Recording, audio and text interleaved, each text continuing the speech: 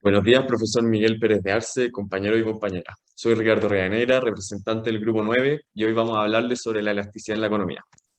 Primero, les hablaremos de un caso de estudio para introducir la presentación, luego sobre las formas para determinar el grado de sensibilidad de oferta-demanda, la elasticidad precio-oferta y demanda con sus respectivos componentes. Además, veremos otros tópicos relacionados, la relación entre las elasticidades y tipos de bienes.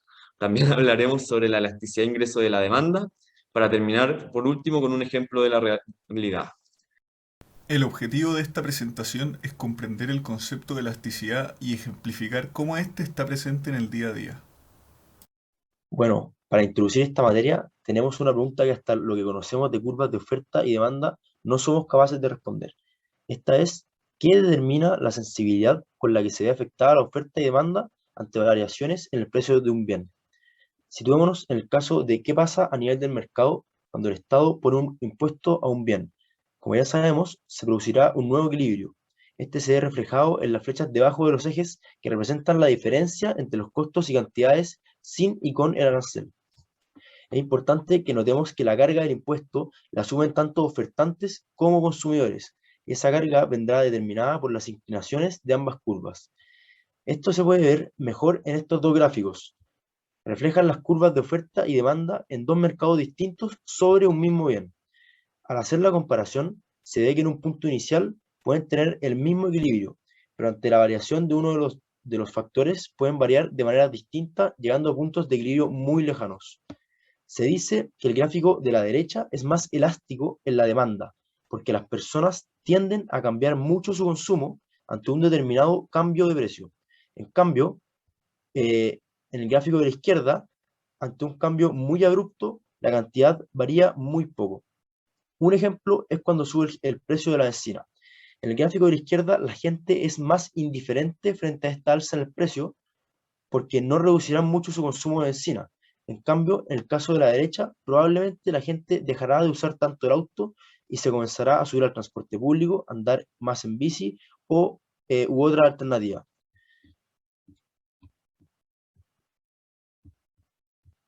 La elasticidad de precio se define como el cambio porcentual de la cantidad demandada dividida a la ofrecida, dado un cambio porcentual en el precio, y se puede usar esta fórmula que podemos observar, o bien la fórmula del punto medio, según sea el caso. La elasticidad de precio de la oferta mide el cambio porcentual en la cantidad ofrecida de un bien por efecto de un cambio porcentual dado de este. La fórmula para calcularla es mediante la división del delta Q partido en el delta P, ambos en porcentajes. Y mediante un arreglo algebraico se obtiene la fórmula en pantalla. Se dice que es elástica si la cantidad ofrecida influye significativamente en el precio y es inelástica si la cantidad ofrecida afecta ligeramente al precio. Existen diferentes tipos de curvas dependiendo del valor de la elasticidad calculada. Si esta vale 1, se dice que posee una elasticidad unitaria, en donde la curva corta al origen. La elasticidad perfecta está graficada por una línea horizontal y la inelasticidad perfecta por una línea vertical. Por otro lado, si el valor es mayor a 1, la curva corta el eje Y por sobre el origen y es elástica. Y si esta es menor a 1, corta por debajo del eje Y es inelástica, ambas con pendientes positivas. Mientras mejores sean las condiciones de producción, es decir, mejores tecnologías, mayor disponibilidad de factores de producción, largo plazo, entre otras, la curva tenderá a ser más horizontal, en busca de la elasticidad perfecta. Sin embargo, si las condiciones no son las adecuadas, esta tenderá a ser más vertical. Acá hay algunos ejemplos en donde se demuestran diferentes tipos de elasticidad. El primero es de oferta inelástica, en donde el porcentaje de aumento de la cantidad ofrecida es menor al del aumento del precio. El segundo es una oferta elástica unitaria, en donde el porcentaje de aumento de la cantidad ofrecida y el precio es el mismo. Por último, está el de oferta elástica, en donde el porcentaje de aumento de la cantidad ofrecida es mayor al del aumento del precio. El precio de la demanda se refiere a cuánto cambia un bien, cuando cambia su precio también, y todo esto porcentualmente. Su fórmula está dada por la variación porcentual en la cantidad demandada por la variación porcentual en el precio, y existen distintos tipos de elasticidad que, dependiendo de la inclinación de la curva, se puede decir si son más elásticas o menos elásticas unas que otras dependiendo del caso dado. En este caso, partiendo de izquierda a derecha, tenemos la elasticidad perfecta, que es cuando la elasticidad tiene un valor infinito. Eso quiere decir que los consumidores son totalmente sensibles a los cambios en el precio. El segundo caso es uno que puede variar, ya que puede ser una demanda elástica si es mayor que 1 o una inelástica si es menor que 1. El tercer caso es la elasticidad unitaria, que es cuando la elasticidad tiene un valor de 1, y esto quiere decir que el cambio en el precio es proporcional con el cambio en la demanda. Mientras que la elasticidad perfecta, esto es un caso extremo en el que la elasticidad es de valor 0, y esto quiere decir que la cantidad demandada es la misma independientemente del cambio en el precio. Por último, la sensibilidad a la curva se ve afectada por las opciones que tienen los consumidores. Mientras menos opciones tengan, más inelástica es la curva, y mientras más opciones tengan, más elástica va a ser la curva. Otros tópicos asociados a la elasticidad. Acá se puede apreciar un gráfico de la elasticidad precio de la demanda, el cual es conocido como una curva de demanda lineal. En este gráfico se pueden analizar distintos puntos. La zona de la mitad superior de la curva es la zona elástica. El punto medio de la curva es la zona de elasticidad unitaria. Y la zona de la mitad inferior de la curva es la zona inelástica. Para calcular la elasticidad en algún punto de la curva, se realiza la diferencial de la cantidad entre la diferencial del precio. Hay que tener en cuenta que para calcular la elasticidad se toma un punto de la curva como punto 1 y otro como punto 2. Al realizar esto, nos damos cuenta que los resultados varían dependiendo sobre qué punto es elegido como punto de partida. O sea que no es lo mismo calcular de A a C que de C a A.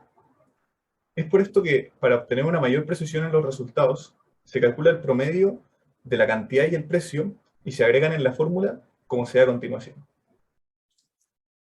La elasticidad cruzada nos permite comprar dos productos y cómo varía la cantidad comprada de acuerdo a una alza o disminución de precios. En los bienes complementarios, como es el caso del acero y el hormigón, una disminución del precio del acero hará que aumente la cantidad de hormigón comprada. Esto se debe a que la disminución del precio del acero hará que haya un aumento de su compra, por lo que el hormigón igual va a ser comprado, pues son bienes complementarios. En este caso, la elasticidad es menor a cero. Los bienes sustitutos, como es el acero y el aluminio, tenemos que la disminución del precio del acero hará que disminuya la cantidad de aluminio comprado. Esto se debe a que son bienes sustitutos, o sea que las personas compran o acero o aluminio. En el caso de la disminución del precio del acero, las personas preferirán el acero por sobre el aluminio. Y en este caso la elasticidad será mayor a cero. En la elasticidad de ingreso tenemos 4 tipos de bienes. Los bienes inferiores, que tienen una elasticidad negativa. Los bienes de lujo, que tienen una elasticidad mayor a 1. Los bienes normales, que tienen una elasticidad positiva o igual a 0, y los bienes de primera necesidad, que tienen una elasticidad entre 0 y 1. A continuación, les voy a explicar lo que es la elasticidad de ingreso de la demanda. Este es un parámetro que indica cómo varía la cantidad demandada del bien cuando varía el ingreso del consumidor, y se representa por la fórmula a continuación. Variación en porcentaje en la cantidad de demanda dividido en variación en porcentaje en el ingreso. A continuación se muestran las curvas según el tipo de bien.